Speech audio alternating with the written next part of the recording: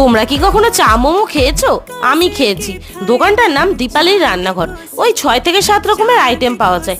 আমরা প্রথমে অর্ডার দিয়েছিলাম 1 প্লেট চিকেন মোমো, সাথে দেখি 1 কাপ চাও দিল। এ বাবা, তোমরা সত্যি ভাবলে নাকি? আসলে ওরা চায়ের কাপে স্যুপ দিয়েছিল।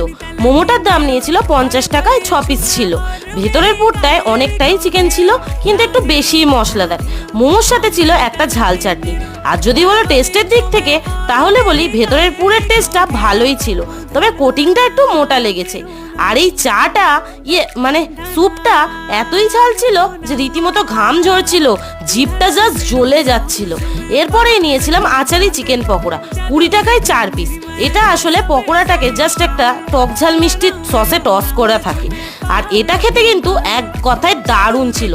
লোকেশনটা একটু ভজঘট। ভিডিওর শুরুতেই ফোন নাম্বার আছে, তোমরা চাইলে কন্ট্যাক্ট করে নিও। আর ভিডিওটা ভালো লাগলে ফলো অ্যান্ড সাবস্ক্রাইব নাও।